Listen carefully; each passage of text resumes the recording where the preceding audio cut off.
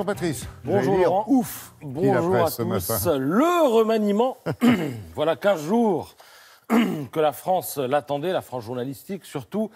Eh bien voilà, remaniement il y a eu hier, assorti en soirée d'une prise de parole présidentielle, courte, austère, solennelle, télévisée, fin de 15 jours de suspense. Et ce matin, j'imagine que sous les lustres et les lambris de nos bâtisses républicaines, eh bien on s'inquiète de ce qu'en dit la presse. Alors si c'est le cas, j'ai un conseil.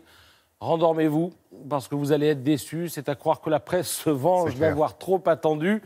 Changer sans changer, titre l'Union, cependant que l'opinion nous parle des signaux faibles du remaniement et que l'humanité fait, dans la métaphore moqueuse et sportive, un gouvernement essoufflé avant même d'avoir couru. Et, manque de bol, on est mercredi.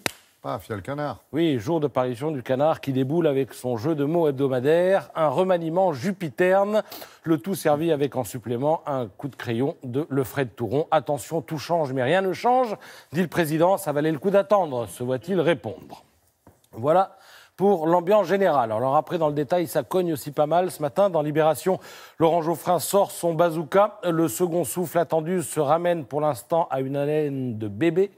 Un zéphyr politique. Certains avaient parlé d'un tournant. C'est un tournant en ligne droite, écrit l'éditorialiste qui regrette qu'on change sans changer tout en modifiant sans infléchir. Pourquoi tant de battage autour de ce qui s'apparente à un non-événement ?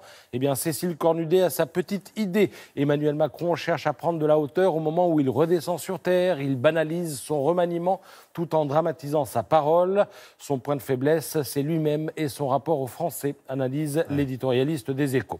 Alors son problème, renchérit le Figaro, c'est la solitude. Elle se révèle à la lumière de ses choix, notamment pour le ministère de l'Intérieur, où il a casé un proche, Christophe Castaner. Pour tout vous dire, on sent que le Figaro a un peu de mal à avaler ce choix.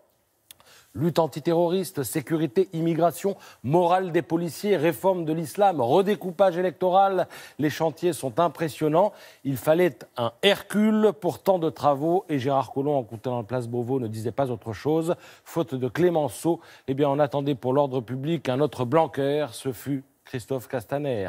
En nommant un marcheur des premiers jours, eh bien, le président de la République a visiblement privilégié la confiance plutôt que l'expérience, la fidélité plus que la légitimité, écrit Vincent Trémollet de Villers. Alors, la nomination de Castaner est révélatrice d'une ambition. En vue des européennes, il convient d'avancer en rang serré. Il semble que les têtes qui dépassent le président de la République en aient soupé.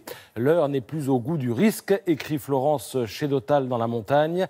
Les glorieuses prises de guerre ou les coups de com', c'est fini. Fini les stars, trop émotives, trop caractérielles. Elles ont l'inconvénient de claquer entre les doigts. La première contrariété venue du côté de Lyon et de Saint-Lunaire. Gérard Collomb et Nicolas Hulot apprécieront. Et puis, vous avez aussi l'humanité, alors jamais content, l'humanité par les temps qui courent, donc a fortiori ce matin, Patrice Appelmuller est à la manœuvre. Il évoque une galerie d'échine souple et de second couteau.